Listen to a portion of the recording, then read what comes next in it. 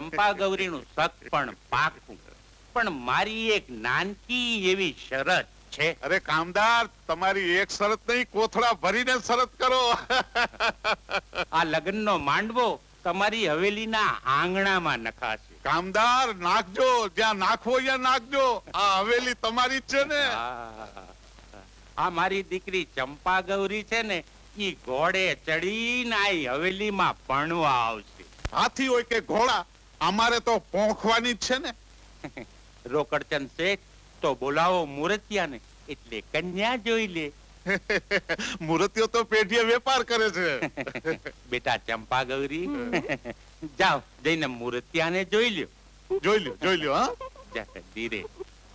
લઈ જા, તારે જોઈ એટલો માલ તું તારે લઈ જા.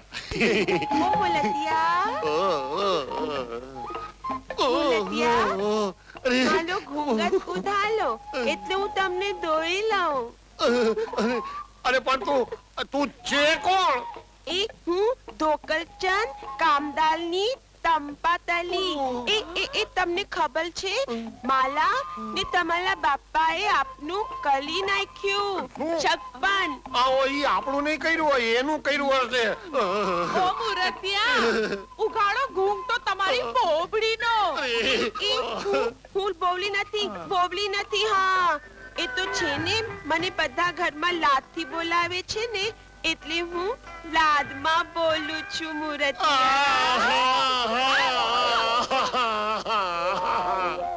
વરરાજા, ઓ વરરાજા, જોઈ લો તમારી કૂબજાને.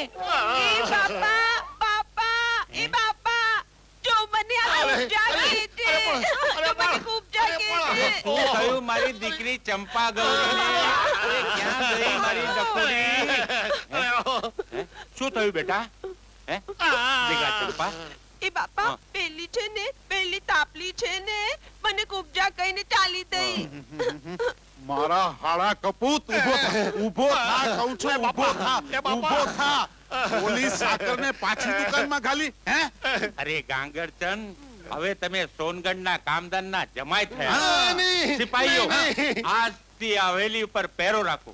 જ્યાં સુધી મારી દીકરી ચંપા ગૌરીના લગન ગાંગરચંદ જમાયા ન થાય, ત્યાં સુધી એકલા બહાર ન જાય. હા, એને નજર કેદ રાખો. હાલો હવે આપણું પાકું. હાલો. બાપા, હાલો. અરે એ તો જા લાડવો ને ખાતો જા ખીર. એ લાડુઓ તારા બાપાને ખવલાવ, અને ખીર છે તો મારા બાપાને ખવલાવ. માતાજીના ચરણોમાં ઘોડિયું ચડાવીને મારી માનતા પૂરી કરવી છે. અરે પણ પેલા ચૂંદડી ચડાવાય. મેં કીધું ને પેલા ઘોડિયું.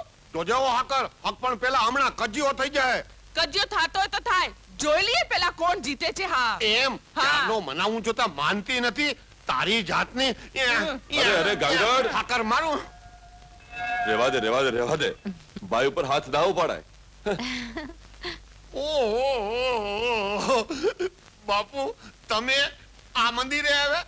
હા, માની માનતા પૂરી કરવા આવ્યા હતા. તો હવે અમારો એક કજિયો બતાવી દો. હા. આ કહે છે કે માતાજીને પેલા ઘોડિયું ચડાવાય, અને હું કહું છું કે માતાજીને પેલા ચૂંદડી ચડાવાય.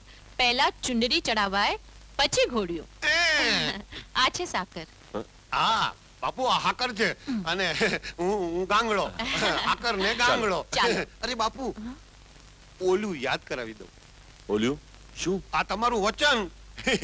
તમે મને કીધું છે ને કે તમે જ્યારે સોનગઢની રાજગાદીએ બેસશો ત્યારે કામદાર હું.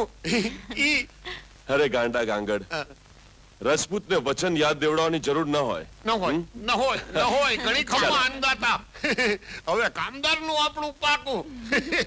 લ્યો હાલો હવે. હા, માતાજીને ચૂંદડી ચડાવી દઈ, હા. પછી તમને ચોફાડ ઓઢાડું. હા.